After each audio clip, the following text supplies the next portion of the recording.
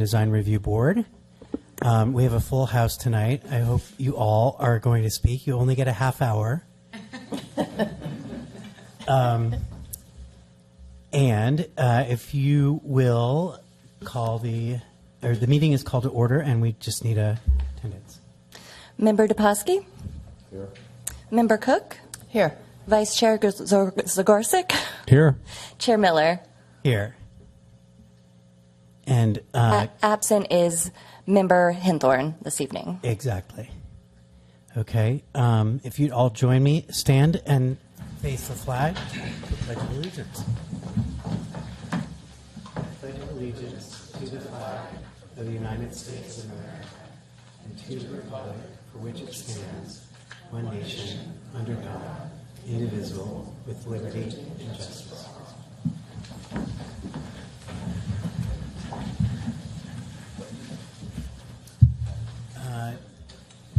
Do we have a motion to adopt the agenda as presented?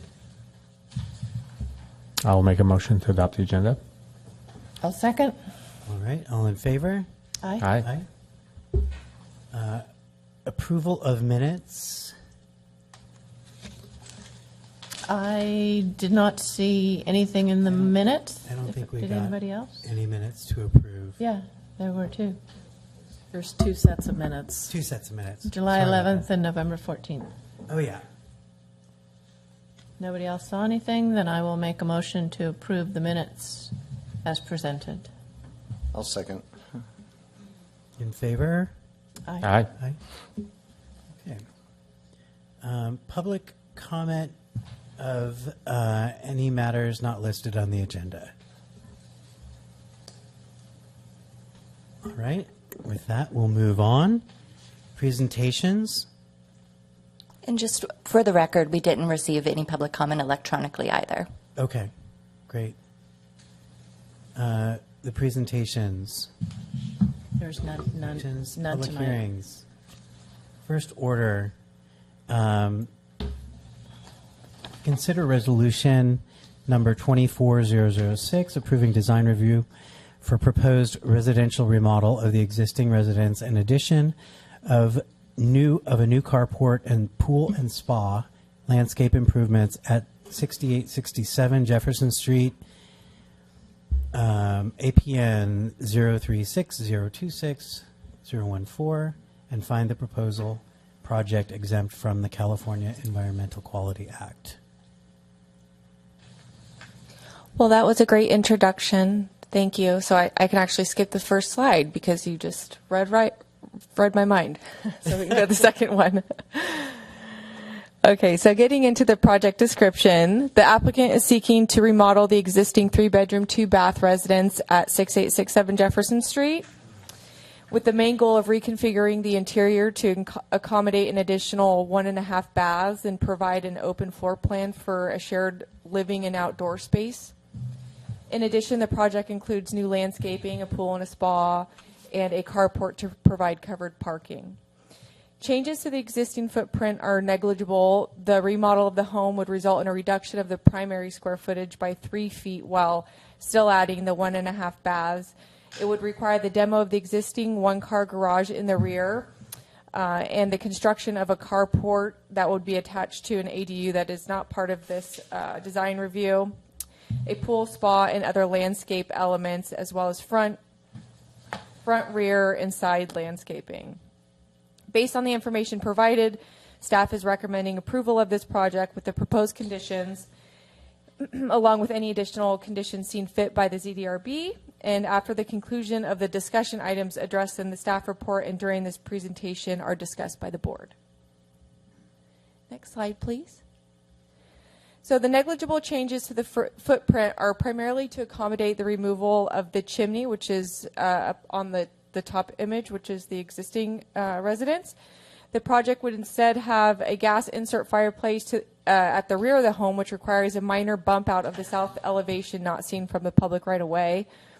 The front elevation would have a noticeable change due to the removal of the chimney, the removal of the southeastern window at the front elevation to create privacy for the new location of the primary bedroom, the reduction in the window size of the northeastern window, and the replacement of an existing front door to a dual glazed composite tempered French doors. There would be no structural changes to the aesthetic of the front porch and no changes to roof pitches. Existing siding would be replaced with board and batten siding and a metal seam roof. Next slide, please. As discussed in the staff report, the project intends to utilize the proposed French doors as an entrance to the primary bedroom, and the primary building entrance door would be on the north elevation. Within the Yountville Municipal Code Section 17.40.020, a provision states that primary building entrances and associated paths of travel from adjacent streets shall be visible from the adjacent streets. A primary building entrance is defined as the main entrance of a building or structure which is used by a majority of residents, employees, or patrons to access the building. So because the primary entrance is located on the side, which is the north elevation, staff considers the entrance partially to minimally visible from the adjacent street. However, because there is the additional entrance within the front elevation that is fully visible from the street, we find it appropriate for the ZDRB to either make that same interpretation or waive it through design standard. And that's through ZDRB authority that's permitted by YMC section 17.40.020 and chapter 17.188. This is one of the discussion points that staff recommends that ZDRB discuss today. And it should be noted that the primary entrance that they're currently using is that same side entrance on the north elevation. Okay, next slide. So here's just showing the interior changes. So I could show you that small bump out on the south elevation. So the chimney's now removed, and then on the bottom left-hand side, you can see that bump out there. So that's just to accommodate the gas fireplace insert. You can also see at the right, so the front elevation is going to be all the way to the right of the screen. You can see those those French doors. And then you can also see on the north elevation, which is the top of the drawing, where the primary entrance would be, which is where it currently is. And then we'll go to the next slide, please. So this shows a good shot of the north elevation as well, where the primary entrance would be. Changes to the north elevation reflect reconfiguration of windows to accommodate the new bathroom locations, and removal of the windows on the eastern end to achieve desired interior design changes. That's where the new kitchen with lower and upper cabinets would be. Replacing the existing steps that's in front of the door ties into other outdoor elements that are included in the front and rear yards. And the visibility of the north elevation, as I stated, from the public right-of-way is somewhat limited. And then moving on. So this is just a plan sheet showing the interior changes. I just thought I'd put it up there in case you guys wanted to check it out. You can see bedrooms 3 and 2 up near the top, and those bathrooms that are attached to those, and that's why those window changes were necessary. And then we can move to the next slide. So this is the south elevation, and this side would reflect the removal of the this side would reflect the removal of the existing chimney as well as the existing sliding door. Changes include all new windows along this elevation sized appropriately for the desired interior reconfiguration, and it poses no privacy issues, and it's not really visible from the public right away. The setbacks, I think, 5 feet on that side. Okay. The west elevation, which is the rear, would include the enlargement of the existing egress to sliding French doors and the extension of the staircase's threads and risers to match the width of the door. The existing bathroom window would be replaced with a larger window at the new kitchen location, and the new French doors would lead to flagstone steps in the rear. Next slide, please. So I just wanted to cover the auxiliary structures before we move on to the landscape plan. And the carport is pretty straightforward. As you're aware, it is attached to an ADU that was provided a zoning clearance. It does meet all the town's development standards for carport and auxiliary structures. The carport sits approximately 108 feet back from the public right-of-way. It also meets setback requirements. It maintains a 10-foot plate height and doesn't exceed the overall height of 15 feet. It actually sits at 1310, so somewhat modest. The carport would be enclosed at the rear and open on all other sides. Pools are also considered auxiliary structures. The project proposes to construct an approximately 9 by 20 foot pool and spa. And the pool also exceeds the minimum front, side, and rear setback requirements for auxiliary structures. That sounds a little bit backwards, but by exceeding, I mean it meets and surpasses the minimum setback requirements. And with that, we'll go on to the next slide. So the landscape plan includes a number of plant types that frame the home and the property boundary. A flagstone pathway leads to the front of the house from the street, passing through a 3-foot hog wire fence in the front with a gate. The driveway is gravel, which provides permeability. Flagstone is used again in the rear for the pavers around the pool and the seating area. As mentioned in the staff report, there is one plant, I may be butchering the name, Monas. It's a fast-growing shrub with a typical height of 8 to 10 feet. That's usually what people use for hedging.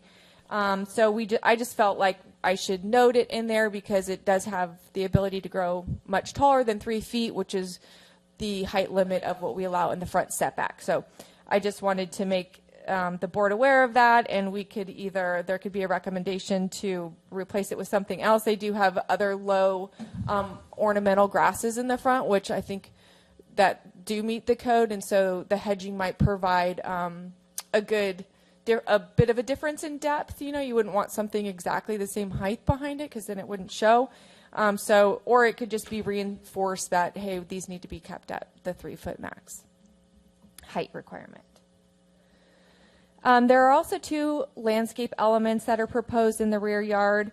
One is the stone fire trough, and the other is the stone chatter wall fountain. And that is all I have for you. If we go to the next slide, I just put up the primary entrance and the hedge typical height as discussion points, so the ZDRB think we need to discuss it further. We do have the applicant and the architects here if there are questions for them, and I'm happy to answer any questions as well. Thank you, Diane. All right, so we will open the discussion or the public hearing. No questions for questions. staff? Oh, sorry. Sorry, I'm a little bit discombobulated today.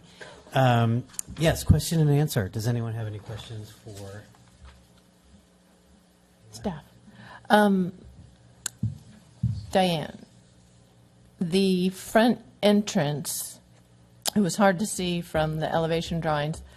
There will still be a gate and a pathway and an opening in the porch and then the 2 front doors. Yes. So visually, it still looks like Yes. the main entrance. Because I don't consider what will be the main entrance all the way down the side as visible from the street, especially because it's set back. But it still looks like an entrance setup. And that, in the conditions of approval, all those things have to remain Yes. as that has to be built as planned and then has to remain that way. Okay. I think that was only my question for now. I just have a general question. I'm mainly curious about the intent behind the ordinance to have the entrance visible from the street. I'm just trying to wrap my head around that. I'm actually just talking about the general Yountville plan, it has nothing to do with the design. So, and you will, by the way, if you want to come up later, you'll be able to. So I'm not questioning the design whatsoever. Actually, my full caveat, I think that I don't even know why we have an ordinance that the entrance has to be visible from the street. I guess that's my curiosity. Yeah, I don't know where the inception of that came from or when it came about. I would just assume one, maybe safety and then like status quo is sort of what I'm thinking. When you approach a building, you're thinking of going to the front. I think it's part of the appeal of Yountville is that it looks like a town of cute little cottages. Yeah. And that cottage look faces the street. You don't want to see the backside or the Right. bathroom window and a clear flat wall. So I think the intent of that has always just been to maintain the kind of character of Yountville. Okay. That's a much better explanation. I was just curious. Something I never really thought about. So. I think it comes up once in a while, not very often. It definitely has come up before. My curiosity around that is that if you are meant to, if the ordinance requires something that appears like a front door at the front, then in this case it's almost a deception. People who might not know that the door is around the side are going to walk up to the bedroom door and knock on it and probably suspect that no one's home because it's not a main door. So it's a little bit counter, but I guess, in this case, I see why they're doing it. Yeah. Ken? I'll ditto that, what you just said. You mean about, I think there's a little bit of misperception there. However, I think maybe there's a way of redirecting that path or somehow where there is some kind of guidance towards the side of the house as opposed to feeling you're just, going down the driveway. I don't know what that might quite be, because I have the same concern, for lack of better words, that I think it'd be very disorienting, not knowing really where the front door is compared to the other. That said, at the same time, given you're living there, and if you don't mind somebody knocking on your bedroom door, and the perception is there that it's really the front entry, then at the same time, it's kind of what's the difference, really? Because it does look like a front entry. I think on a bigger note for me, just in regards to the fireplace.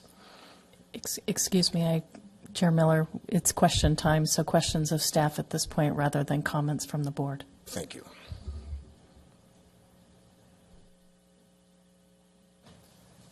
All right. We'll move on to questions of the architect and the applicant. Let's give the applicant an opportunity to speak, and then we can pose questions. Towards Okay. Oh, I just Would the want- applicant like to speak? No? I would. Great. My name is. Please step up to the mic and state your name Okay. and your relationship. My name is Maureen Connor. I go by the name of Mo, and my husband is seated here. His name is Chuck Campanay. And I just wanted to introduce myself and my husband because we have a very long history with Yountville. I fell in love with the town about 40 years ago when Gordon's was where Chichio's is now. And because of that breakfast place, I always dreamt about having a place to live here. So fast forward many, many years, we about 8 years ago, we purchased a townhome over in the Hopper Way area. And we always considered it a part-time, 2-day-a-week type of place. And then COVID hit. And when COVID hit, we spent most of our time here where we felt, wonderful and became even more part of the community. And with that, we had a home in Alameda that we lived in for 35 years. And we said, okay, we can work remotely and we can live in Yountville. We sold our home in Alameda in 2022. And we purchased our home at 6867 Jefferson. And one of the reasons that we are here tonight, thank you for having us, is because we want it to be a forever home and something that is much nicer and more up to date. It's, dated, and from what I understand, when we purchased it, it wasn't lived in for 3 years and somewhat neglected. So our goal is to make it beautiful and part of this town that we have fallen in love with. So, thank you. Thanks, Mo. Uh-huh. Is the architect designer here? Is there any additional presentation? Excellent. Yeah. Thank you. My name is Mark Penny from Talon Design, and here with Alan Page as well from Talon Design. We did have a few slides prepared, but we really would, it's kind of redundant. I mean, Diane's presentation was pretty comprehensive from our perspective. We can certainly answer any questions that you have. but I don't think we need to flip through and hear me say what she just said and show you the same slides effectively. So, yeah. Thank you. Okay. Are there any questions for the applicant or the architect designer? Not from me. I do. In regards to the fireplace, given that came up about some of the details of this kind of cottage community, as you called it, I'm just wondering, given the structure of the interior and the way you're changing the room, even though, Diane, without quoting you, I believe you said that really the fireplace it positions now where it's at, and you feel like on the new location of the other fireplace, given that there's not a chimney, obviously there's not going to be, that's not visible from the street. But if I'm hearing correctly, the existing fireplace now, meaning the chimney itself, is not really visible. I guess the reason why I'm asking really is I think it adds a really great architectural detail to the front of that house, which kind of feels a little bit like a shotgun because of the width you have to deal with, along with the length to really use the house. So I think that chimney kind of really breaks the space up. So my question really would be, masonry, whatever, is there a possibility of kind of faking a framed chimney, still make it board and bat, give it a little bit of this other architectural interest without it being working? You can vent it through the roof if you want. You can vent the fireplace, the new one, through the side. Or possibly, if that's too set far back where you're definitely not going to see it all because of trees or whatever, maybe because of the elevation that's drawn as far as the existing goes, maybe again you, as long as there's not a window interference, maybe again you fake out a framed box where it just kind of feels like the fireplace is still there, even though it's a shell, if you will. Right. If I understand correctly, that's not going to affect FAR or anything, correct? Because it's really more of an architectural assembly, right? It doesn't change the square footage from the interior standpoint. So I just think it's something to consider. I would not put that on as a if or and for me for approval. I just think it'd be, again, a nice way to add just some kind of architectural detail so it's not just a typical gable roof in that, right, 45-foot length or so that you have going all the way back to that vent-free fireplace. Right. So. Yeah. And well, certainly the thought with the existing was, well, that fireplace is not going to be there, so just having a ghost chimney was kind of odd. The location of the new one, the consideration really is it's so far back from the street that you wouldn't read it from the street, and why sort of go to the expense of constructing it. Yeah. It's possible to do, for sure, if it was deemed necessary. Yeah, I understand. Yeah. Fair enough. Yeah. I think one other thing, were there going to be any kind of exterior lanterns or anything on the house or the side or anything? So I know you've got in the lighting plan recessed cans, I think, at the front. Yeah, recessed cans at the front porch. So, do you think, is that more of a decision of just because of the color of the house, the trim and everything, and then doing a fixture, you're thinking that might actually draw more attention to the idea that, oh, here I am, the front door? Right. But yeah, with the recessed cans, we can just sort of have a nice glow at the front and have a nice street presence without sort of beckoning, come here. Yeah, okay, I get it. Fair enough. Okay.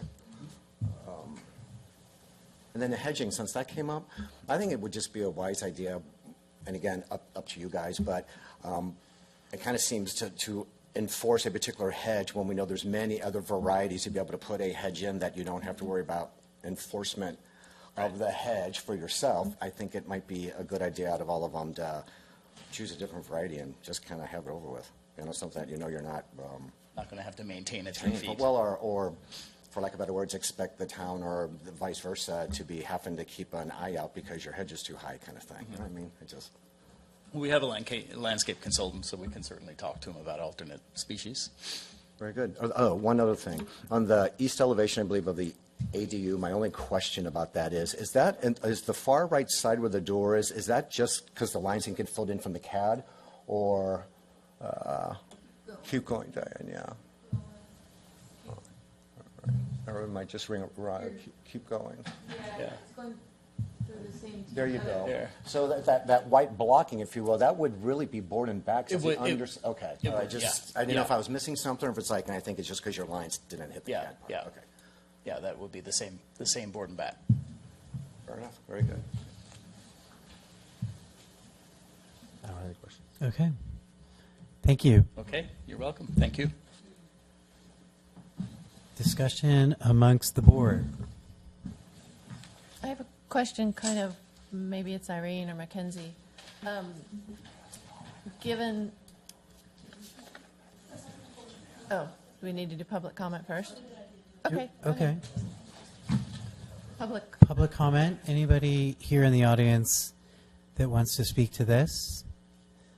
No? Okay. Okay. Given the age of this house and the road we've been down recently with full demos, how are we preparing? There's quite significant demolition here, although the final house looks the same, but how are we protecting it from full demo? We did add the condition, we added the conditions that were discussed at the last council meeting about trying to do more to get people to stick to their scope of work. So I did include those conditions, one of which is like having a pre-construction meeting. So that's one thing. I mean, there's just to make it clear and keep reiterating that people need to stay within the scope of work. That's approved here at the ZDRB. Beyond that, I mean, I know there's a lot of interior. Our building official, Mike Zimmer, did look at the demo plan, so I also took the step to go to him even after he did his review and said, okay, you looked at the demo plan and this is consistent with the remodel, so we got that double checked that we're consistent on that end, that it's, a remodel and not a new. But outside of that, I mean, I don't know. Well, like on the demo plan, in the demolition notes, H says, unusual conditions not covered by contract, if encountered, shall be immediately brought to the attention of the designer and the owner. So that would be on. Should that say, and the town and the inspector? Well, and the applicant is responsible for following the conditions of approval, and so is the contractor to work within those. I mean, we can have that reinforced there if that's what you see fit. We can absolutely make that a condition that's on the submitted plans for building permit. I'm just trying to get we could people do to that. understand, contractors to understand that they need to be more communicative and not just plow ahead. That's becoming too common in town. So we'll have that comment on the plans that contractors are to contact the planning and building department and put our contact information on there should any unforeseen circumstances Reinforce arise. it. Yeah. I think that's not a bad idea. Okay. I think full demo contract previously signed apartment. Okay. Demo notes. Okay, all my other comments are kind of about conditions of approval and some adjustments to there, so I'll let somebody else go first. Discussion. Okay. I don't really have anything to add to what's already been said. Michael, do you have anything you want to add? I do not Okay. this time. Then Kim, why don't you Okay. talk about your conditions of approval? Okay, under conditions of approval, B is about tree protection. And I know there's 2 oaks along the southern property, and it says that they must follow the provisions outlined for tree protection during development. But I noticed in one of the other projects brought before us tonight that it was also added that they have to have their tree protection plan reviewed by the town arborist. Yeah, that's part of the provisions within that tree protection plan that we look at in the code. Has it been added to the code that It's been in the code, yeah. with the town arborist? Oh, no, That I'm it's sorry. not the reviewed town- by a town, by that a it would be certified reviewed. arborist. Because it's put into the conditions of approval in one of the other projects tonight. So I think that would be a good We standard. we can add it. Yeah, so because that I've the town seen arborist reviews it. construction projects that wrap the protected trees in the orange stuff, and then that's the extent of their protection, and that's not actually how the code reads. Okay, and can you clarify which number? It's under the findings, number- B. Oh, in the findings. In the findings. Number 3. Findings are in the conditions of approval and on the resolution, so. I think you're referring to condition number 3 under the planning conditions. Okay. Oh, I was looking at, okay. location and structure preserves significant trees. I think we can tighten that up a little bit regarding trees. Agree with the other ones. F on the findings would be the addition of the landscape revisions that you noticed, either changing out the plants on the front to something that would not be over 3 feet. That's whether you wanted that to be a condition or a suggestion, or I think it should be a condition that they change it to something that's not going to grow that tall. And then my only other kind of comment was in your compliance chart, which is beautiful. Thank you. This is my favorite part of every project.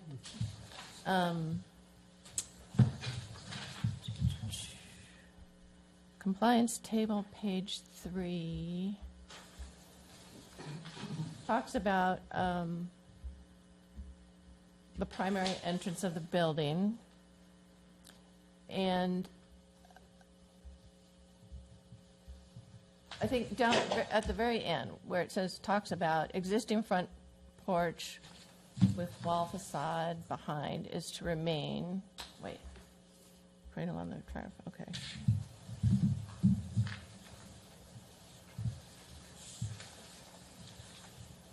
Trying to make sense of my notes. That the front of the building should have breaks in the wall plane.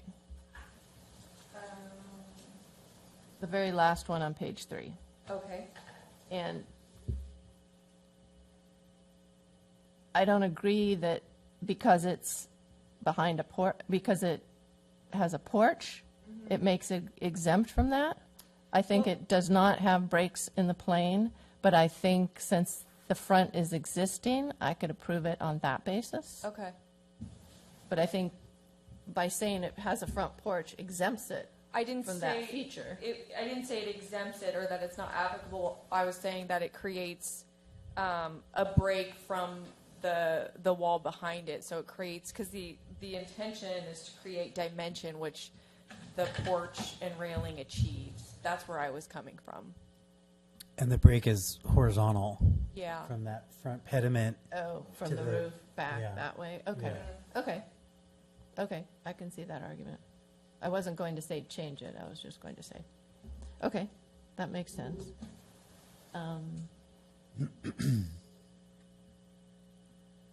Okay, so if the findings are just changed to reflect those things, I would be good with approval as presented. Any other points to discuss? Gentlemen, anyone want to make a motion? I will, I will make a motion. Can we confirm with staff if they need any more direction based on your need- suggested?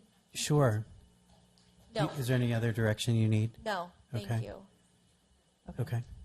I will make a motion to, is it that we accept or what's the right word, Mackenzie? Adopt. There you go. Adopt resolution number 24-006 for the remodel at 6867 Jefferson Street with the adjustments to the findings as discussed. Does that work? Technically, they're conditions of approval, not findings, but staff understands the intent. Okay. Conditions of approval are sometimes on one page, sometimes on another page. The findings are repeated in the conditions of approval, so I'm a little confused. Okay, got it. This is the first time that you haven't seen the conditions in the staff report. That's been a change that just occurred with this staff report. So, okay, yeah. So that works. Okay, that's Do my we have a motion. second? I second that. All right. All in favor? Aye. Excellent. Good. Thank you. Welcome to town. thank you.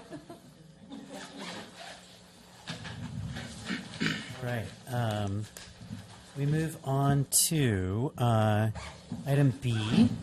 Consider resolution number 24007, approving with conditions design review for single-family dwelling remodel at 2 Heritage Court, and find the proposed project exempt from the California Environmental Quality Act. Before we begin considering this item, I believe we have a recusal necessary. That would be me. Okay. If you could please state for the record the reason why you're recusing yourself and then step out. I live within 300 feet. Can I stay in the room and sit back, or I got to go outside and kind of... Read your body language. I know. Usually they set us up with a computer in there so we could watch. You can take your, oh no, you didn't bring a laptop. Okay. There you go.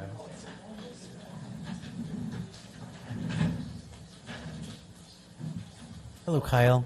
Hi, Kyle. We can hear you.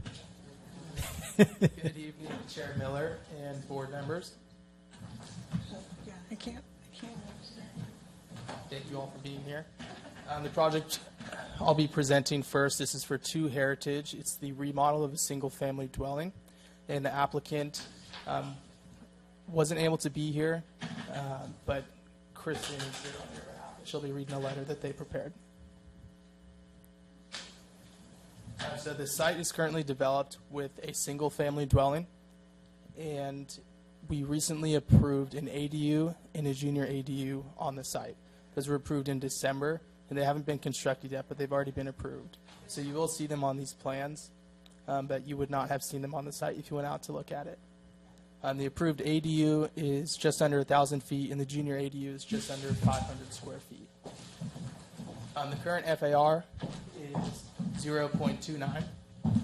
After the, well, I'll get to the proposed FAR. The zoning is master plan residential. That means many of the general development standards are in the master development plan. Where the plan is silent on some general development standards, we pull from other parts of the code. There's also an existing 2-car garage on the site. And I mentioned that because there are some conditions or some design standards and guidelines that describe how we should approve garages. And the existing garage is not compliant with some of those, but it is existing and not proposed to change. The lot is about 9,500 square feet. So the proposed changes, and actually I should mention some background on this project. Back in April of 2023, we issued a stop work notice for work being done without benefit of a building permit. The owner had begun demolishing part of the interior of the house, getting ready for this sort of remodel. So we just let them know that they need to go through this application process. They submitted their plans, and we're here now. So the proposed changes include remodel of the interior bedrooms, bathrooms, kitchen, living room, and garage. It's a pretty significant remodel, and I'll show the demo plan later in the presentation. The total expansion, excluding the ADUs, is 134 square feet. This includes about 50 square feet on the west elevation, about 50 square feet on the south elevation, and a small portion of the garage will be converted to a bathroom. The modifications to the west elevation include a new sliding glass door and windows and removal of a chimney. And on the south elevation, they are just bringing out a recessed wall to be flush with the exterior walls. There's also a proposed 487 square foot patio connecting the new sliding glass door and the ADU, and this is on the west elevation. And there are no proposed changes to fences. The design materials are all proposed to match what's existing. The entire front facade will be untouched. It will remain as it is, and the rest of the design is intended to match that. Same materials, same colors. And so those materials are, it's going to be gray wood shingle siding, composition shingles on the roof, and the trim is laid out as you see there. And the brick is only on a small portion of the house. It's on the front facade, on the front porch, on on the bottom of those pillars, and it's on the bottom of the garage as well. Some applicable standards and guidelines that I wanted to discuss, because I thought they'd be points of discussion tonight, are the setbacks. Although the building is being expanded, all the setbacks are met, and actually for the single-family dwelling, none of the setbacks are changed. The expansions are just within the garage, and then on the west elevation, a recessed wall is being brought out to be flush with the existing exterior walls, and same on the south elevation. On the FAR, the existing FAR is legal non-conforming. It was approved as part of the master development plan. In the proposed FAR, although the whole property is having more square footage of livable building space, the floor area calculation doesn't include ADUs, and so the actual FAR is being reduced. And because it's legal non-conforming and it's not being made worse, that change is something that we can approve. Trees. So trees weren't shown on the project plans, but we went and looked at the site, and I noticed some trees that would be impacted by the development. And so I've added it as a condition that we require a tree protection plan be submitted. And the patio does require removal of two very small trees. There's a small fruit tree, and I forget the type of the other tree, but it was in the staff report. And they're both determined not to be protected trees by our municipal code, and they should be permitted to be removed. They wouldn't require a permit if they wanted to remove those trees without any of this other proposed work. And also with the trees, our tree protection zone is defined as being 10 times the DBH of a protected tree. And for some of the trees that are impacted by the development, that would be 13 to 15 feet. And with setting up those sorts of tree protection zones would be very difficult to develop around those. And so I've added, and we have a part in our code that allows for us to reduce that tree protection zone as approved if the board approves it and if the arborist approves it as well. So I've added that to the conditions. And the goal there is to make sure that we'll have the arborist approve it to make sure the trees will still be healthy, but we'll reduce the tree protection zone in a way that the applicant is still able to do the development they want. I bring up privacy concerns. One of the findings for design review is that the proposed changes are appropriate with the relationship between the building and the streetscape. And the patio is raised up 18 inches, and the fence, it's very close to the fence. The fence separating the patio and the sidewalk is 6 feet, and there is a small slope on that portion of the property. So as it is now, somebody standing on that patio might be able to make eye contact with someone on the sidewalk. And so another potential condition that could be proposed by the board would be to require the 2-foot lattice extension that we permit in town. The property does have the 2-foot lattice extension on the rear property line and on the east property line. So not the fence that separates the neighboring property. So staff's recommendation is to approve with the proposed conditions and maybe discuss the additional condition of the lattice. So with that, I can actually, Beatrice, can you pull up the plans? They're also in the folder. I'll just go over some of the some pages in the plan set to give a better idea of what the project entails.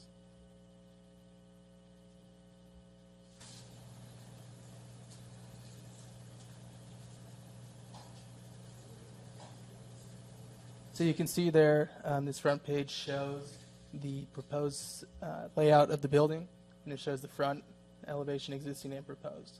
You can see the only change to the front elevation is the removal of the chimney, and everything else is going to remain as it is. It looks like there's some change because the ADU is added, but that's set back quite a bit. And also the ADUs aren't part of the review we're doing tonight. Can you go to the next page? So this is the demo plan. It's a little hard to see on the TVs, but there's an extensive amount of demo. The portions of the house to remain are the garage and the front facade, and a portion of the west facade on the front. So I think if you look at the back of the garage and then go back from that, most of the house is going to be demolished and rebuilt. The portions that we didn't discuss as changing will be rebuilt as they are. And then if you could scroll to not the last page, but the second to last page. Maybe the one above that. Yeah, so this gives a good layout of the site. You can see the patio on the west elevation is pretty close to the fence line. And it gives you an idea of where the ADUs and the junior ADU are. I guess the junior ADU is in the top left of that screen, and it includes a small kitchen, bedroom, and bathroom. And the ADU, it's a 2-bedroom ADU, also with the kitchen and bathroom. I think that's it for my presentation. With that, I can field any questions you might have. And Beatrice, if you wouldn't mind bringing up the recommendation again.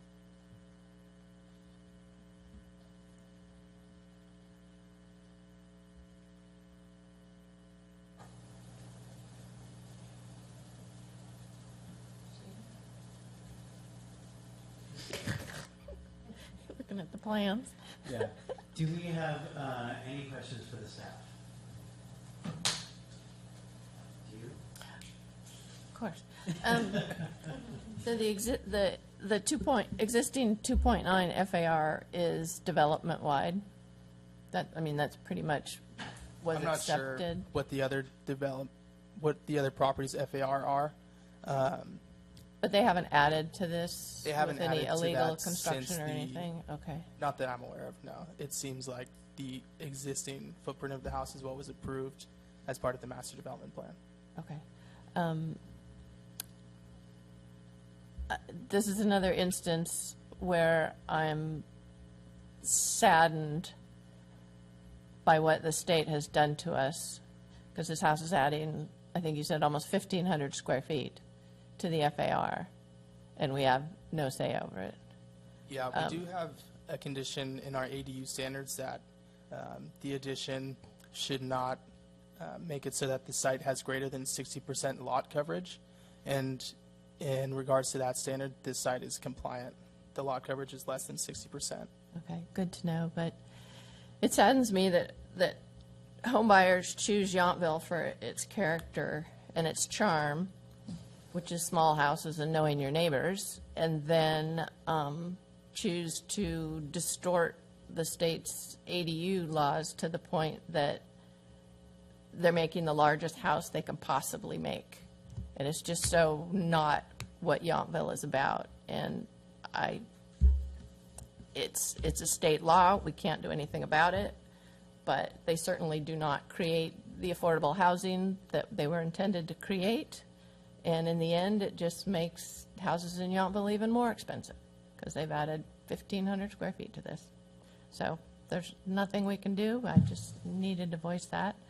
And Kyle, I appreciate you making the adjustments regarding the trees, because that was exactly my point, is I know the drip line is really where the protection should be. And that doesn't always work, but it needs to be looked at by the arborist. Yeah. Also, some of those trees are on town property. They're still required to be protected during the development. Good. That Yeah. might be why it was overlooked on the That could be. plans. Yeah, well, and they didn't do a landscape plan, I don't think. Do you know if they'll be using, well, I guess we can ask somebody, if they'll be using the same contractor builder who did all the demo without a permit? I do not know. Okay.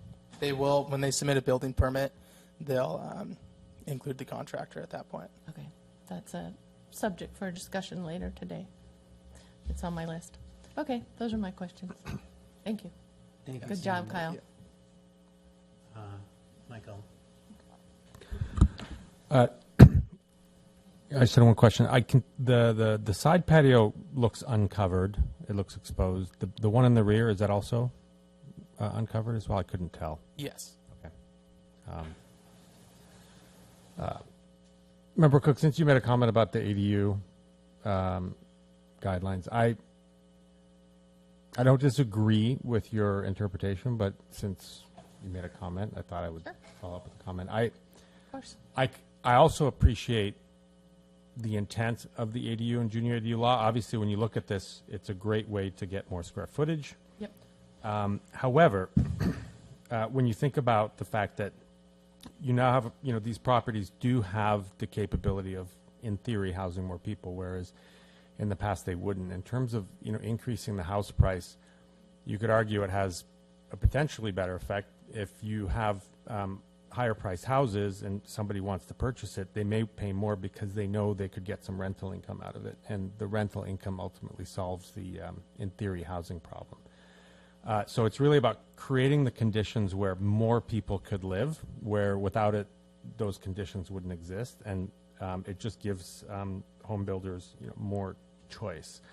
I think that the town has done a pretty good job trying to be careful in mitigating some of the abuse of it. In this particular property, everything is really in the back, and it really comes a question of how much indoor versus outdoor space they really need. So I think when you make changes to the extent that the state has, it does open up a bit of a Pandora's box, but ultimately the net effect is a broader footprint for more people. Whether it happens or not, that's up for buyers, sellers, and the market to decide. So that's my position on that. I have no questions beyond. Okay. Thank you for your rebuttal. All right. Would you like to come up and present the project? And please state your name and relationship to the project. Is this thing on? Yes. My name is Kristen Miller, and I work for Palisades Land Use with Kirsty. Thank you, Kyle. And good evening, Chair Miller and members of the board. Thank you for allowing me to be here. So I'm here on behalf of Jack Morris, owner of 2 Heritage Way, and Kirsty Shelton, the planning consultant. Jack and Kirsty are sorry they cannot be here tonight. Jack is snowed in New Jersey, and Kirsty tested positive for COVID, but they're both participating online. So thank you for your flexibility and understanding. I would like to start by reading a statement from Jack, the property owner. I also got a little bit of feedback about the ADU too, so I can go into that maybe after. Okay, and the contractor. Good evening. My name is Jack Morris, and I have been visiting Yountville with my family for the past 10 years. One of my favorite things to do is to walk around Yountville. Sorry. My other favorite thing is enjoying your restaurants. I appreciate your attention to design. Last year, I finally bought a place in town, and I'm looking forward to finishing it and being a part of the neighborhood and doing great things for the community. I'm sorry I couldn't be here tonight in person, but I look forward to meeting you. Thank you for your time and dedication, and thank you for considering our project tonight. And Kristen has my authority to speak on our behalf of this project. Sincerely, Jack Morris, CEO of Edgewood Properties. And now I would like to read a letter from our planning consultant, Kirsty Shelton. She says, good evening, Chair Miller and members of the board. I'm sorry I cannot be here in person. Thank you for your flexibility. I'm glad that Kristen was able to attend on Jack and my behalf. Firstly, I would like to thank the town staff. This project is unique in that it includes construction of an accessory dwelling unit along with the addition to the main house. I found Kyle handled this unique project and followed the state rules and regulations accurately and timely. In addition to processing, the building permit has been very thorough by various departments. As Kyle discussed, the scope of tonight's review is limited to the minor modifications on the main house and includes the following. 1, framing in the existing recess on the west side of the house, adding approximately 54 square feet, removing the chimneys and replacing the existing windows with a 4-panel French doors. 2, 2, framing the existing recess in the rear of the house, adding 51 square feet to the main house, replacing the existing glass slider. Or maybe that's the French doors. Anyways. And 3, replacing the windows with traditional single-hung windows to be consistent throughout. The above minor modifications do not increase the existing setbacks, reduce the floor area ratio of the main house, nor does it change the height or privacy to the neighbors. There are no changes to the front of the house or the house as viewed from the public street, with no changes to the color, exterior, or landscaping. We have reviewed the staff report and the recommended conditions of approval and agree to them. In addition, we agree to the following additional conditions. Number 1, a 2-inch lattice extension to the right west side, street side of the house to provide privacy to the patio from the sidewalk. And 2, replacing the concrete slab patio with a raised wood patio on the right west side, street side, to provide permeability to the protected tree roots.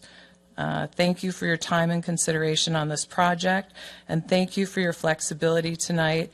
I would like to reserve the right to come back up to the podium and answer any questions from the public, the board, and the staff after your deliberations, if there are any additional comments or concerns to address. Thank you. My very best, Kirsty Shelton. Okay. And with that, I would like to say thank you, and I am here to facilitate any questions to Jack and Kirsty. Thank you. Thank you.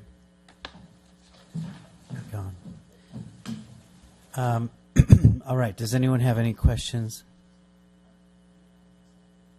Oh, yeah. I'm sorry. The ADU is intended to be rented. So I just wanted to share that. Please say that. And they have not chosen a contractor. So. Thank you. I had a couple of questions. Yeah. Christy was supposed to be here. Did you have to come in at the last minute to cover, or were you intending to be here as? Well, no, I wasn't intending on being here. She got sick with COVID, so I'm here in her place. Okay. Had you had any involvement in this project prior to that, or are you just here to read the letter? I've been working on different aspects of it, but I don't have a comprehensive overview. She's watching, though. Okay. Yeah. So hopefully she'll message me. That would be sort of unfair to direct my questions your way. I mean, I think that I'll just have a couple comments on it. One is there were sort of cleverly phrased mentions of where things are being added or not. But I mean, the reality is obviously the overall footprint of the house is increasing. So I mean, I just wanted to call that out. That's sort of a nod to what Kim pointed out, that there's sort of the reality of what gets counted as part of the house or not, and then there's the square footage. So that would be my sort of advice to anyone else, to just be honest about what's actually coming forward. The other question I have, I guess, is, and this is maybe a rhetorical question, I don't expect you to answer it, but I didn't know if the applicant was in the habit of doing construction without permits or hiring contractors who seemingly don't feel the need to apply for permits before starting construction. I just find that always somewhat suspect. And well-worded letters with good intentions are great, but it doesn't take away the fact that you just started working on things out of neglect. And I think a respect and appreciation for Yountville usually comes with collaboration with the town. It's not a big place. You go to town hall, you educate yourself, and then you move forward. And you can write really nice things after the fact, but it doesn't change what actually happened in the past. And I realize that may not have been you, but since this is being recorded, it needs to be said. Okay. Thank you. That was well worded. Yeah. Kim, do you have any comments? I do not. All set? Questions? No. Okay. Okay. Thank you. Thank you. All right. Public comment on this project. Is there anyone here that's here for this project? Okay. Please come up to the podium and state your name and relationship. My name is Holly Hansen. I live at 3 Heritage Court, so I'm across the street from this house. And I've been here for 32 years, So I've seen the neighborhood change and seen what's been going on with this house since Mr. Morris bought it. I'm not somebody who understands all the ADUs in and outs and all this stuff. I read the materials, and if I ask something that shows my ignorance, I'm sorry. But I have a few questions and comments about this project. I do want to mention, too, that though it says that a notice was sent out, I never got any notice about this meeting at all. Some of my neighbors did receive them, but they received them like a day ago. So this, was sort of a scramble to try to read it and understand it and so on. Anyway, one thing I don't understand is you're talking about as if there's one ADU. When I look at that map, it looks like there's actually 3 ADUs in there, and I'm kind of wondering what 2 were supposedly approved. What about the third one? What's the status of that? I don't quite get that. On finding D, it says there's no impact on the neighbors regarding parking, which remains unchanged. I look at this as now becoming from a 3-bedroom house to a 5-bedroom house, and those 5 people or 10 people are going to need to have places to park. We're on a cul-de-sac. There's very little room for parking there. If there's cars parked out there, I'm backing out of my driveway into a car across the street. It's really hard to get around the cul-de-sac if cars are parked there, and there rarely are cars parked there other than occasional workers and things like that. So I'm interested in knowing how we can address the issue of the parking that is going to impact that house, I think, in my neighborhood, a lot. Also, it says that the board is limited to discretionary items. I don't know what items are discretionary and which ones aren't, so maybe somebody can speak to that. The property is zoned as master planned residential. What I do know about this house and the history of this owner is that he actually solicited one of our neighbors. He has a business. He comes out here for business. He'd been staying at Bardessono Hotel a number of times, and he wanted to find a place where he could conduct his business meetings and things like that on somewhere near that area. And he asked one of our neighbors if he was interested in selling his house for that purpose. And he wasn't. But he ultimately did find this house up for sale and bought it. My expectation, based on those conversations, and it may not be the case now, but is that his intention is to use this for business. He lives in New Jersey, to my knowledge. I don't think necessarily plans to live here. My understanding is he's going to be coming here and conducting business and using those rooms for his business meetings and business associates and stuff. And it does speak to what you were talking about, Ms. Cook, about seeing the neighborhood hollowed out in terms of people using the ADU rule as a means of circumventing any other kinds of appropriate ways to expand their business. But since it is zoned as residential, what happens if he does start doing what we think he might do, which is conduct business and use these areas as business? Is there anything that can be done on the town's part to monitor that? Anything at all? Because I don't really want to live across the street from a business. I'm living in a neighborhood where I know most of my neighbors, and I really don't want to see somebody who just cruises in, conducts business with a bunch of people and a bunch of cars there, and then leaves and doesn't really have the interest in this town and in the neighborhood that I do and that I know that most of my neighbors do. So I think that is it in terms of my questions and concerns. So, Thank you. thanks. Thank you very much. I can give a Yeah, I think it would be great for you to address that. yeah, and this may answer the questions and potentially discussion here because, as we all addressed, state law preempts the town from having any discretion to disapprove or condition these certain types of, there's an ADU and a JADU, and the way Government Code 65852.2 is written, we have no say over whether these get approved as because they're meeting those conditions in state law. This also preempts the town from imposing any parking requirements, which is why that is not before you today either.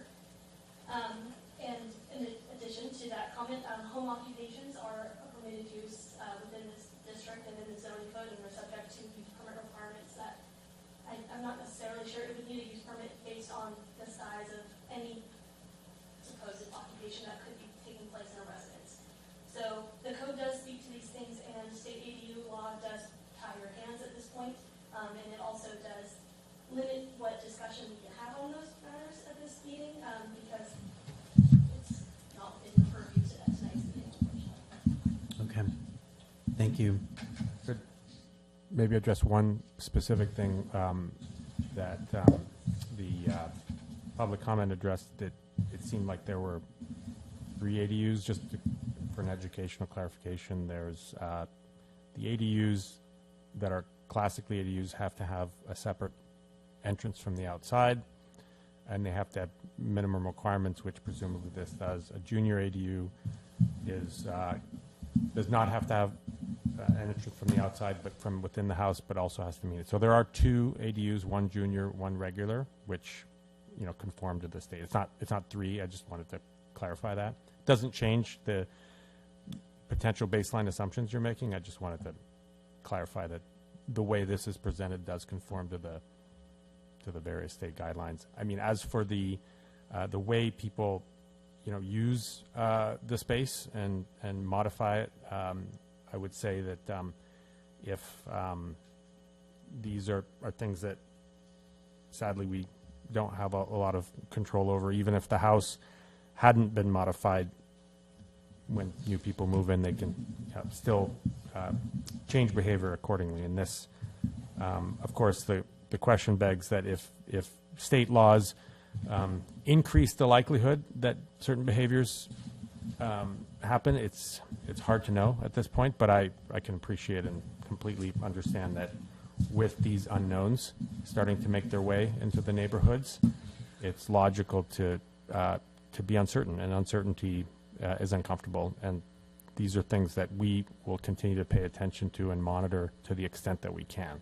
But it's important that the public comment is made and recorded so that we can have these conversations. Thank you. Thank you. All right. Discussion.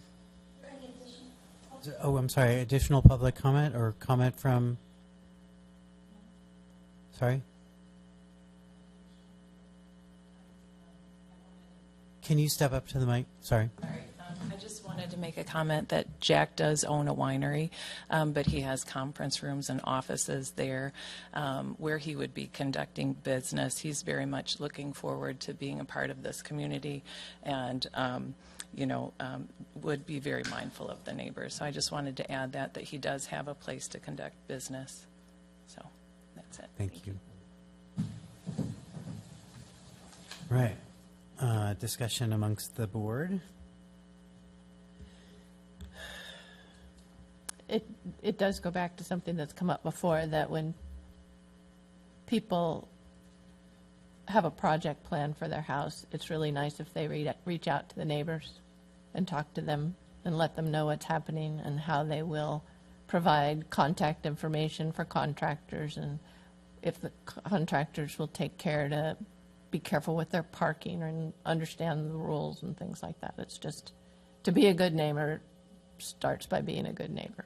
So just a comment. I'll second that. In fact, there's limits to what the town can and can't do, but it is actually an interesting, I'm not privy to the conversations that staff has with applicants and permits. And maybe you do this already, but if it's not happening or inconsistent, it's a good idea to make recommendations for applicants to do some kind of neighbor outreach. I think it's a great idea. There's formal things, there's informal things. This feels like an informal one, but what better way? I can't think of a better way to alleviate potential stress and concern, right? So when public comment comes in, the uncertainty creates concern. This is potentially a very easy way to prevent that. It doesn't mean that the builders will conform to it, but the absence of it brings doubt. And why not take advantage of an opportunity to communicate?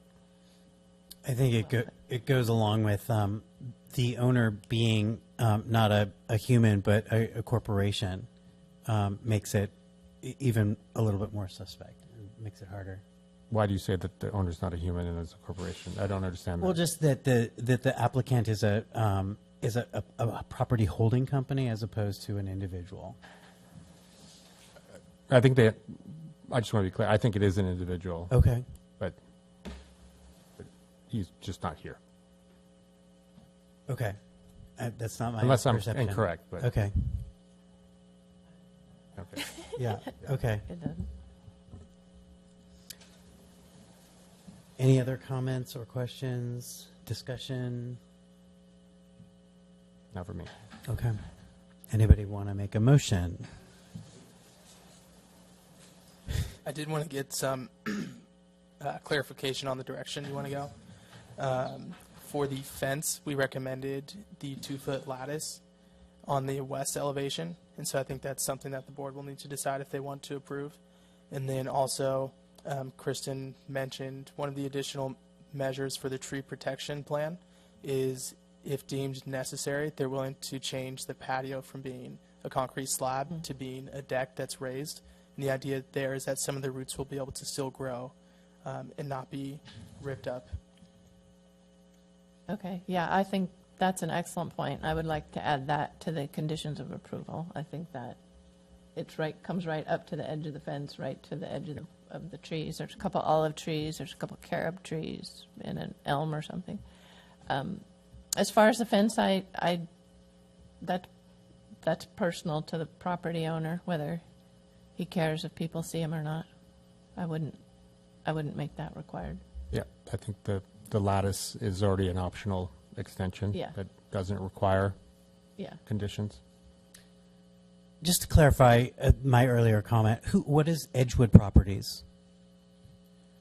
So Edgewood Properties, Jack Morris is the CEO of Edgewood Properties, and I believe he's listed on the application as the property owner. I'm not 100% certain who is actually listed as a property owner, if it's Jack The drawings Morris all or if list it's- Edgewood Properties, not him. So that's the clarification I that see, I'm. yeah. So, yeah, I'm not sure who is actually the listed property owner. I know it's one of the two. My point, Michael, would be that Edgewood Properties might be renting this to Jack. You know, that happens. So it's a little bit nebulous. And I think that people are, with the aid of the state, learning how to kind of work around some of the regulations that people and governments are setting up. And that's my point. I see your point. Noted. And it looks like it's potentially ambiguous. Yeah. Okay. Anyone want to make a motion? I'll make a motion to adopt resolution number 24-007 with an additional condition of approval to make the patio on the west side of a porous material of the applicant's choosing? Or does it need to be wood? Do we get a recommendation from the arborist? Maybe we can just, for the fence extension or for the For the patio? for the patio, Yeah, that it not be concrete and be porous. I think maybe we can just say as approved by the arborist. Okay.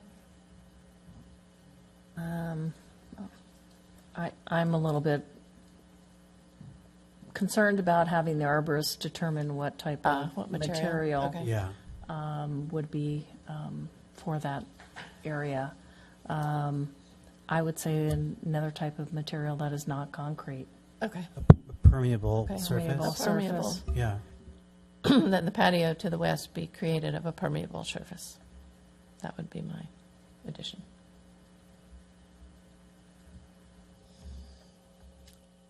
I will second. Okay. All right, all in favor? Aye. Aye.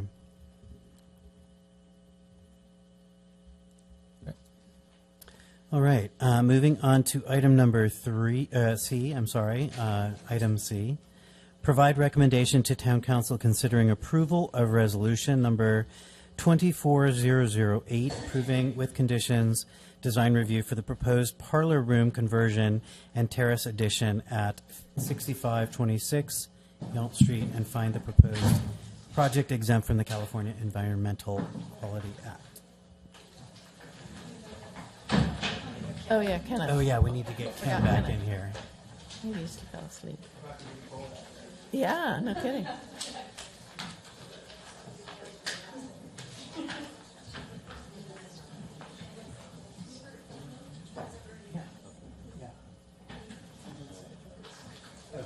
Yeah.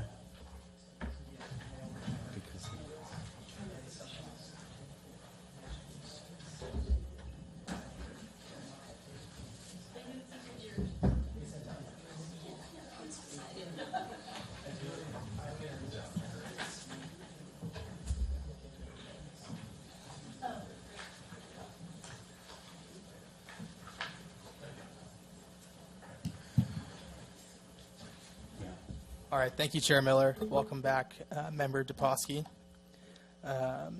So the second presentation and the last presentation for you, so my second and the last for you, is for a project at 6526 Yonge Street. That's the Bardessono Hotel and Lucy's Bar and Restaurant. Next slide, please, Beatrice. Oh, I have the thing. So the site is currently developed with the hotel and the restaurant. It's zoned planned development, and this picture is there to show you where the project is. It is on the southern end of the property, pretty close to the property line, and sort of in the central area of that property line.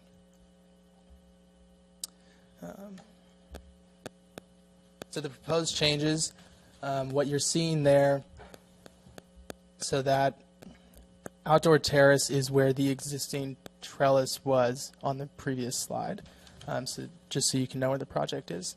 So the proposed changes include converting what was the existing 324 square foot fitness room into a parlor room.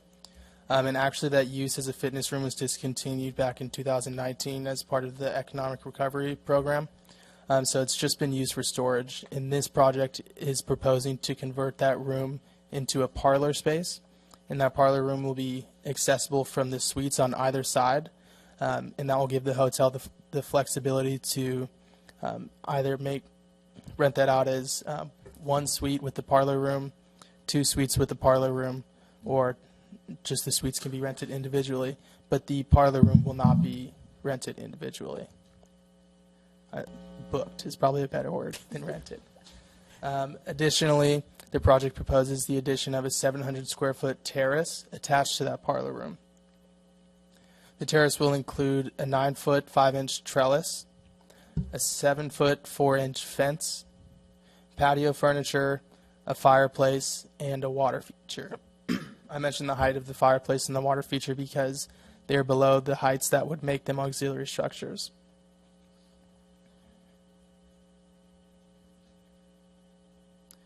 Also, I want to point out the proposed terrace is where there's currently an existing trellis and an existing garden bed. Both of those will be removed. And the proposed design materials are going to match what's existing.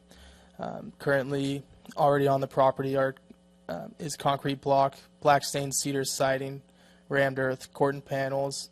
The existing fence will be stained wood, and the proposed trellis will be the same stained wood as the fence, and the proposed fence will also be the same stained wood as the existing fence. And they also use black C-channel steel.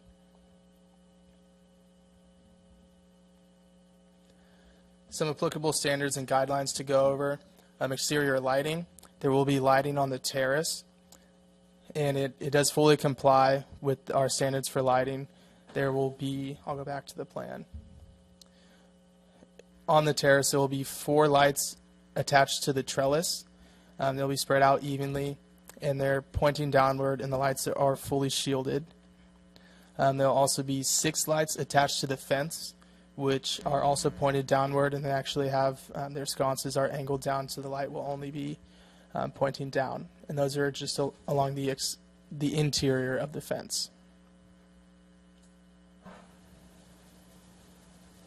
The lighting types are efficient LED lights.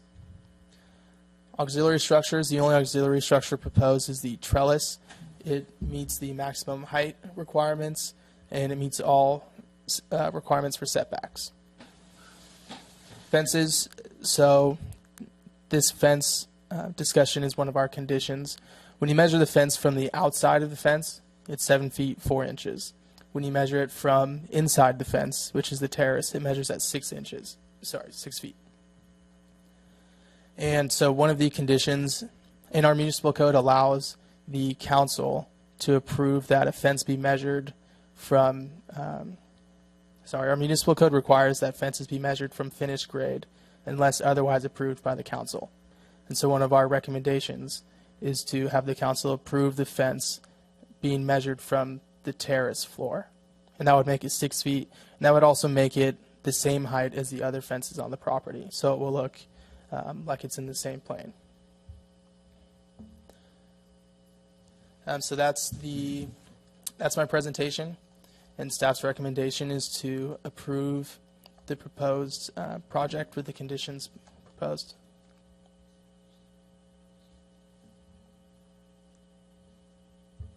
Thanks, Kyle. All right. Questions of staff? No. Believe it or No not. questions either. Do you have any questions? I think so. Do we have someone representing? Okay, great. Hello, I am Joyce Landwehr, on behalf of Premier Project Management, who's the applicant. Can you, is she mic'd? Because I can't hear her. Is it on now? Yeah, Yes. that's a little better. Thank you. Put my mouth to it. So basically, as far as he did a very thorough job of explaining it, so I don't have really anything to add as far as a presentation, so I'm just open for any questions that you might have. Okay. Did you hear my name, or do I need to repeat that too? You could repeat your name. Yeah. That'd be great. Joyce Landwehr with Premier Project Management, who is the applicant. Okay, great. Thank you. Yes, you're welcome. Any questions for Joyce? Just a question on the plans, on the elevation. The south elevation of the new elevation where you're showing the new fence. Yes. Since that seems to be the question over the height of the fence. In that drawing, the fence looks the same height as the other fences. Right. So this is with the proposed measure from the inside. From the inside, yeah. So basically, when you're coming out of what will be the new parlor area, it's right at 6 foot there, but because of that slope. So that's basically, you'll maintain the horizontal line with the 6 foot, but because of that slope, by the time you get to the end of it, it's the 7 foot 4. Okay. But yes, it would maintain that straight line.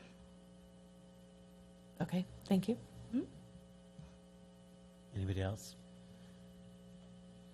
Just really more of a curiosity. So for people who are walking down the pedestrian path, realistically, is the only thing that's going to look different to them is a new section of fence, right? Yes. So right now it's open to the planting bed. There would just be, and there would still be gaps on either side, so it wouldn't be one uninterrupted Correct. fence. There's 3 planting beds right now. One of them is covered with the trellis.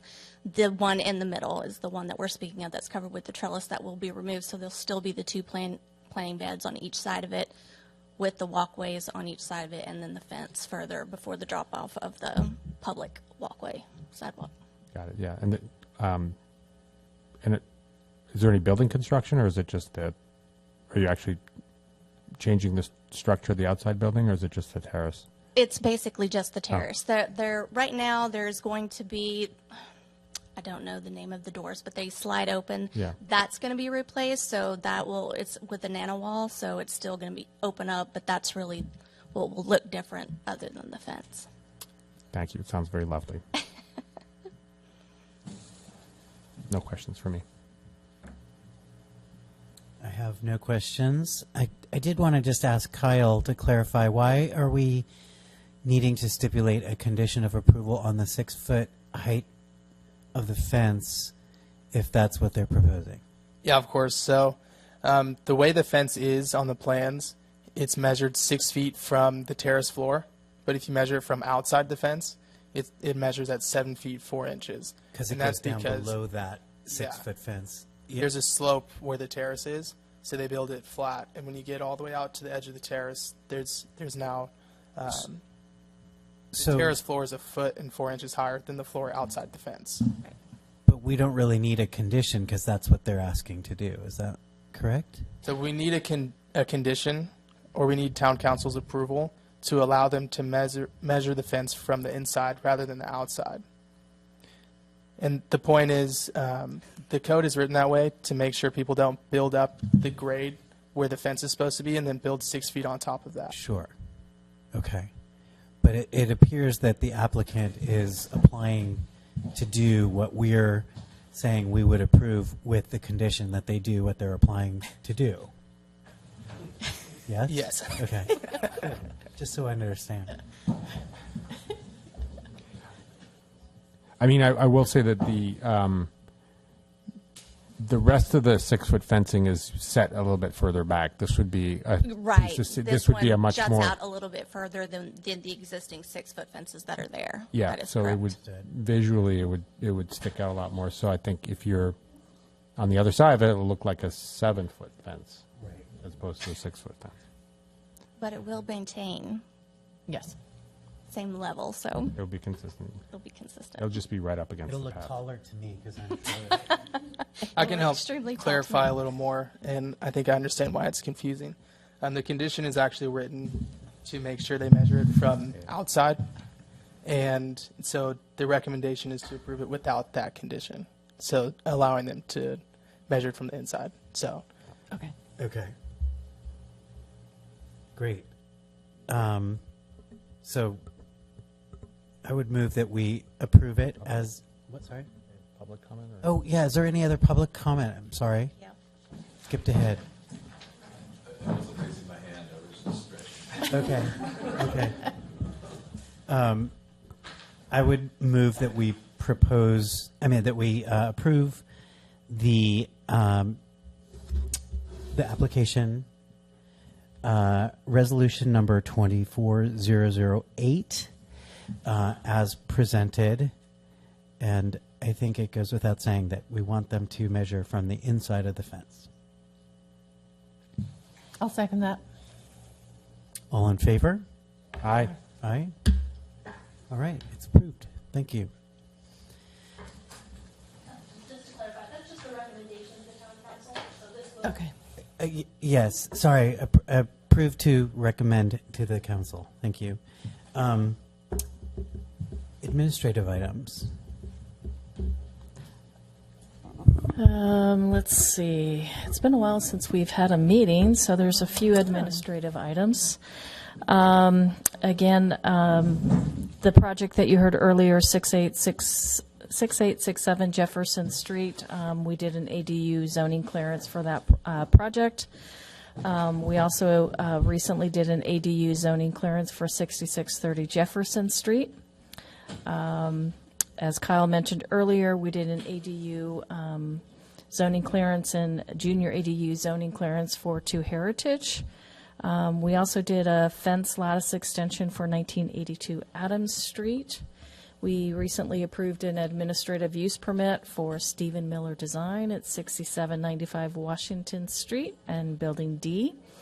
I hear those designs are A sign suspect. permit was recently approved at 2080 Humboldt Street for Vine Homes business identification signs. And we also did a transfer of use permit for Silver Trident Winery that moved to 6484 Washington Street in Suite G. Couple of other additional items I just wanted to bring to the board is you probably are aware that on January 20th, the council had a goal-setting session. Stephen attended that meeting, so I appreciate Stephen being there. Again, that was a goal-setting discussion to kind of wrap up the study sessions that the council held earlier in the year. Just for everybody's information, again, the 3 top items that came through that the council wants to see move forward is the acquisition of the YES site, if we can acquire that, and that's the Yountville Elementary School. A master bike and pedestrian plan was also one of the top vote getters for the council, and they are also interested in exploring a microgrid. So those were the top 3. There were some other items that we'll be looking forward to do, but again, I wanted to make sure that you were aware of those items. If you're interested in it, the audio of that meeting is on the website too, if you wanted to go back and listen to it. The other item I wanted to update you on has to do with the housing element. So we've had some discussions with Housing and Community Development, HCD. Both Brad and I and our consultants have met with them a couple times, and it appears that we are down to like the last couple of items that we are trying to wrap up. So it is possible that you may see the revisions to the housing element come back to you in April. Which then, you'll make a recommendation to town council. So again, hopefully we can button that up pretty quickly. And then let's see. Also wanted to give you a question. You Sure. said there's minor revision, just clarifications. Is that? It's clarifications. They had some questions about a couple of the sites that were in the housing element, so we've provided them with some additional information on, I would call, feasibility. So hopefully that has addressed their concerns that we can move it forward. And then the last thing I wanted to make you aware of is that I am tentatively looking at scheduling the 1980 Yountville Crossroads project in April for the ZDRB. So just a heads up to that. That may be coming to you rather quickly as well, too. Which Great. I will recuse myself from that in advance. Yeah, no, me Yeah, too. we'll have to talk about that when we get to that meeting, because there are several acute recusals from that. So we'll have to draw straws or pick a name out of a hat So that we have a quorum. so that we have a quorum. Okay.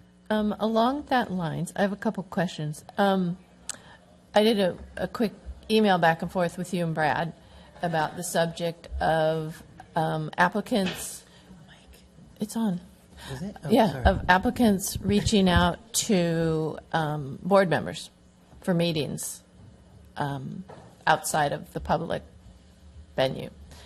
And I know I have always been opposed to that personally, because I think the staff does a great job and the discussion from there on with us should be public. So I kind of wanted to have a discussion with us about how we treat that. And I know Brad was saying that it has to be declared when we talk about it.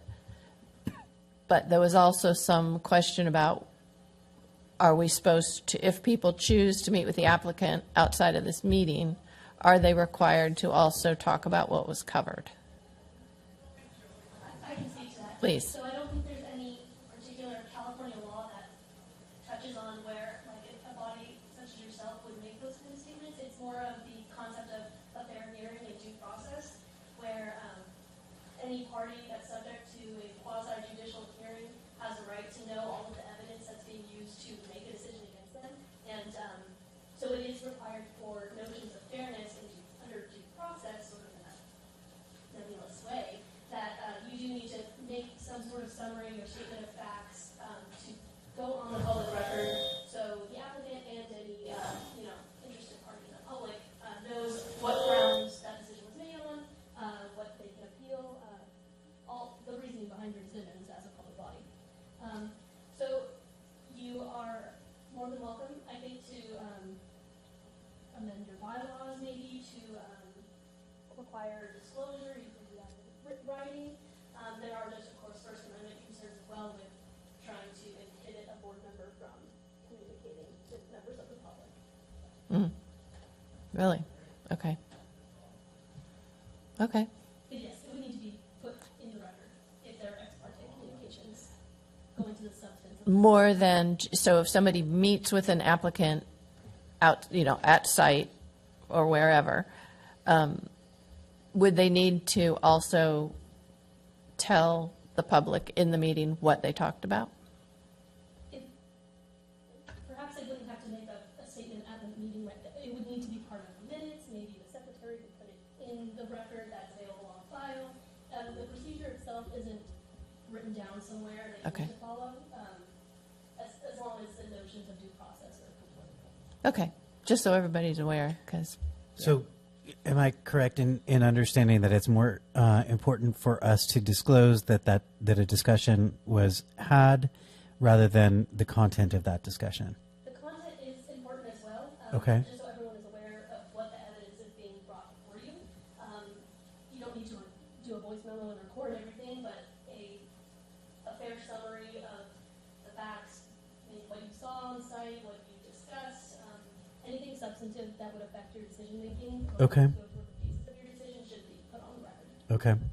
If I were to interpret it, I would say 2 levels. One, conversation took place, and then there's information that is very obviously in public record and things that aren't. If the conclusion is that information that was exchanged was broadly in the public record, a summary to that effect is probably enough. However, if information was shared that would otherwise not be revealed, then that feels like one of the flags that the various laws are intended to raise. Is that a fair Good point. I think that's fair. Yeah. Okay. Great. Thank you. Thank Thanks, you. Kim, And for then- bringing that up. Yeah, I choose not to have those meetings because I think staff does a great job. I generally do too, and we've been invited several times, and it feels like this is the forum to have those discussions. So, And then one other question, because it kind of came up today, about occupancy.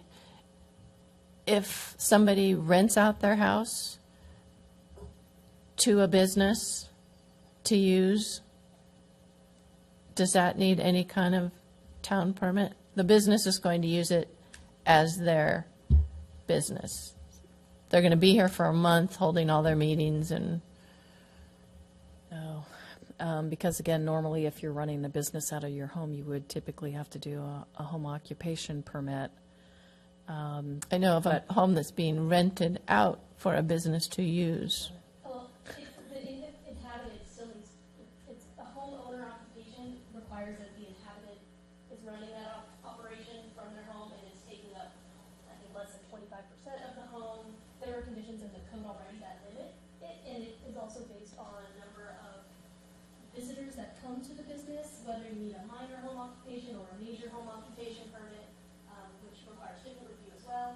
So you can't just create a commercial use in your residence without going through the channels for obtaining a use permit. So if you rent it to Bob and Bob holds all his meetings there and has 8 people over every day and they run all their workers out from there, who's the homeowner supposed to get the permit to rent it to that?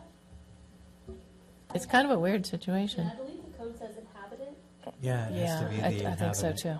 So the person who's renting it. They need an owner's signature as well. So maybe we need to make that public, that people shouldn't be renting their homes out to businesses unless they've informed them that the businesses need to get permission. I think that would be a code enforcement process then on the back end. Okay. Yes. Okay. It sort of came up in a weird way. Plus, I know of one. Okay, that's all I had. Sorry. Thank you for your patience with me, y'all. You ask very good questions. You do. I know. You're keeping us honest. Okay. Staff and board reports. Are there any? No? Okay. Adjournment. Anybody? I will make a motion to adjourn. I'll second that emotion. All right. Aye. Thank you very much.